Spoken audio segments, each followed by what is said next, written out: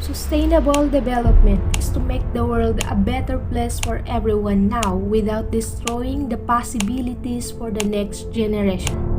If you wonder if something explainable, you can ask yourself, can we do this over and over again forever? Sustainable development recognizes that growth must be both exclusive and environmentally sound to reduce poverty and build shared prosperity for today's population and to continue to meet the needs of future generations. It is efficient with resources and carefully planned to deliver both immediate and long-term benefits for people, planet, and property. This implies sustainable development. As we all know, sustainable development is the idea that human and society should meet their needs without hesitating the needs of future generations. For too long, economic growth and development has come at environmental and social cost. Since the dawn of industrialization, the world has seen increasingly rapid advancement in technology, which has caused an accelerated pace of development beyond what the Earth's natural resources can sustain. With global warming, habitat destruction, poverty, and many other social environmental issues becoming more pleasing, it is clear that we need to invest more sustainable development practices. Some example of sustainable development is defined as the successive planting of different crops on the same land to improve soil fertility and help control insects and diseases. This way of farming is not a new practice, but rather a more ancient way of farming, chemical-free, whilst maximizing the long-term growth potential of land. The three pillars for sustainable development: 1. Economic growth, 2. Environment stewardship, and 3. Social inclusion, carry across all sectors of development, from cities facing rapid urbanization to agriculture, infrastructure, energy development and use, water availability, and transportation. Cities are embracing low-carbon growth and public transportation. Farmers are picking up the practices of climate-smart agriculture. Countries are recognizing the value of the natural resources, and industries are realizing how much they can save through energy and supply chain efficiency. Furthermore, sustainable development is consisted of three pillars that are economic growth, environmental stewardship, social inclusion. These three measures will lead us to gain a sustainable resource for sustainable development. Economic growth is an increase in the production of goods and services over a specific period. Environmental stewardship refers to responsible use and production of natural environment through conservation and sustainable practices. Social inclusion is defined as the process of improving the terms of participation in society, particularly for people who are disadvantaged, through enhancing opportunities, access to resources, voice and respect for rights. Sustainable development practices help countries grow in a way that both mitigate and adapt to the challenges posed by climate change. Through it works in urban development, energy, transportation, infrastructure, agriculture, water, environment, climate change, and information and communication technology. The Bank Group help countries create the policies, development plans, and practices that form the foundation for sustainable growth. Generally, the aims of sustainable development are to balance our economic, environmental, and social needs, allowing prosperity for now and further generations.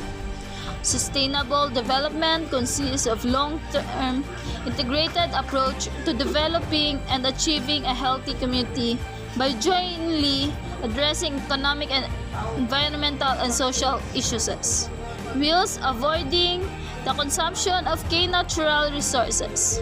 Sustainable development encourages us to conserve and enhance our resources by gradually changing the way in which we develop global food security and policies. Global security will remain a worldwide concern for the next 50 years in Vienna.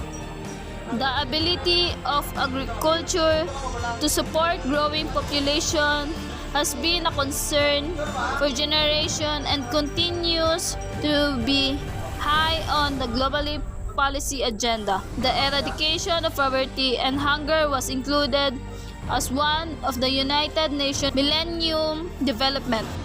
One of the targets of the goal is to help the proportion of the people who suffer from hunger. So, meeting this food security goal will be a major challenge over the past several decades. Some experts have expressed concern about ability of agriculture production to keep with global food demands, whereas others have forecast that technological advances of expansion of cultivated areas would bank production sufficiently to meet rising demand. So far, the prediction of the global food security catastrophe have been unfounded. Nevertheless, crop yield growth has slowed in much of the world because of declining investments in agriculture research, irrigation and rural infrastructure, and increasing water scarcity. New challenges to food security are posed by climate change and the morbidity and mortality of human immunodeficiency virus, acquired immunodeficiency syndrome for HIV per age. Many studies predicted that world food supply will not be adversely affected by moderate climate change. By assuming farmers will take adequate steps to adjust to climate change and the additional CO2 will increase yields, however, many developing countries are likely to fare badly. In warmer or tropical environments, climate change may result in more intense rainfall events between prolonged dry period as well as reduced or more variable water resources for irrigation. Such conditions may promote pests and disease on crops and livestock as well as soil erosion and desertification. The HIV or AIDS epidemic is another global concern with an estimated 42 million cases worldwide at the end of 2002. 95% of those are in developing countries. Several organizations have developed quantitative models that project global food supply and demand into the future. According to the most recent baseline projection of the International Food Policy Research Institute, International Model for Policy Analysis of Agriculture, Commodities, and Trade or IMPACT, global production is estimated to increase by 56% between 1992 and 2000, and livestock production by 90%. In some places, circumstances will deteriorate. In sub-Saharan Africa, the number of malnourished preschool children will only decrease slightly until 2050. Achieving food security needs policy and investment reform on multiple fronts, including human resources, agricultural research, rural infrastructure, water resources, and farm and community-based agriculture and natural resources management. Sustainable development means meeting the needs of the present without compromising the ability of the future generation to meet their own needs. The most easily recognized result of this concern about sustainable development are the present effort of pollution prevention, reducing greenhouse gases, and resources conservation through recycling. Therefore, sustainability is made up of three pillars. Number 1, economy. Number 2, society. And number 3, environment. Development is now commonly defined encompass continued economic prosperity, environmental protection, and social equity. Sustainable communities can be described the needs of everyone in the community are met and the people safe, healthy, and ultimately happy. Our environment is appreciated, protected, enhanced, and damage to the environment is minimized. This issue of sustainable development has been embraced by the government, business, and to some extent the public.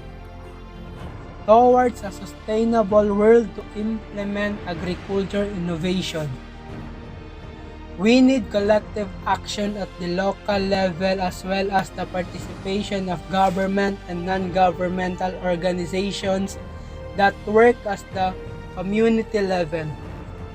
Another priority is participatory plant breeding for yield increases in rain-fed agro systems, particularly in dry and remote areas.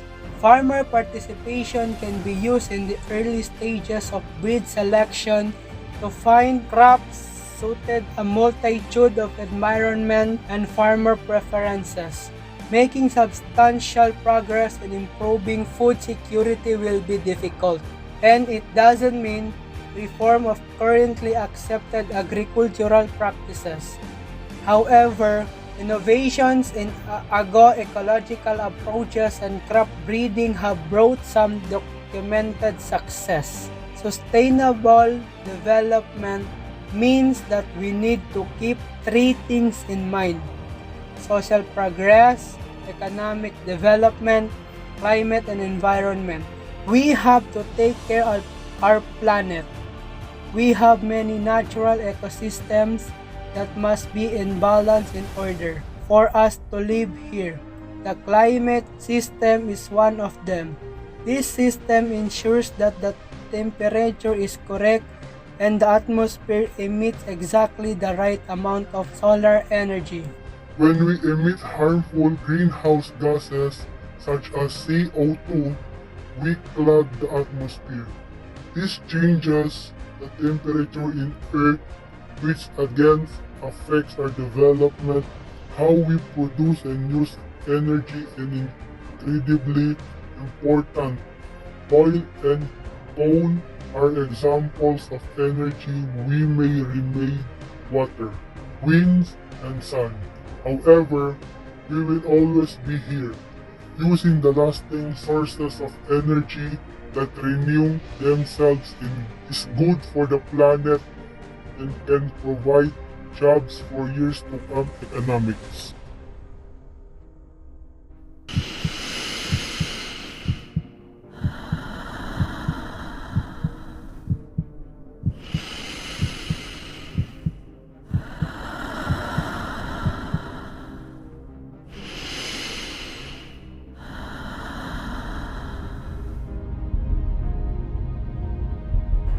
Economic growth, the process by which a nation's wealth increases over time.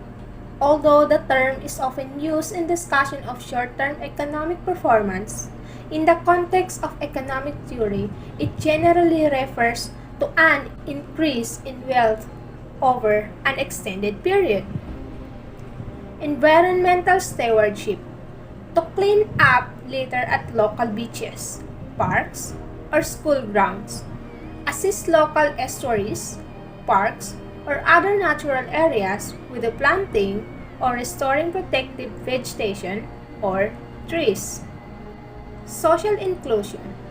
According to the concept of social exclusion, poverty must be seen in terms of the poor having to live only in poor surroundings, with the other poor people excluded from enjoying social equality with the better off people in better surroundings. Educate yourself. Education is the most powerful weapon we have for changing the world. Bring your own bag. It can be so simple but yet so impactful. Plastic bags are often thrown away and they end up in landfills or in other parts of the environment. In this case, they can suffocate animals who get stuck in them or may mistake them for food. Also, it takes a while for the bags to decompose, even the paper ones. So if you are shopping for food, clothes, or other things, bring your own bag. It is so good for your wallet and for the environment. Buy second-hand clothes. The term vintage clothing has become trendy nowadays. For second-hand clothing, you can go to the popular vintage store, but you can also find really cheap, hidden gems in your local thrift store. It is also a good idea to look into your grandparents' closet if you have a similar size. Make sure waste is waste. A lot of stuff is thrown away which can actually still be used. You should get creative, reusing certain products typically classified as waste. Reduce your food waste. A lot of food is thrown away every day. The last years, a lot of initiatives have started to combat this. Supermarkets have started discounting foods that is close to its expiration date. So, you can look for these stickers or sections in the supermarket. This way of living can bring us to the sustainable world without hesitating and compromising the needs of future generations. That's more than a minute. See you on next task.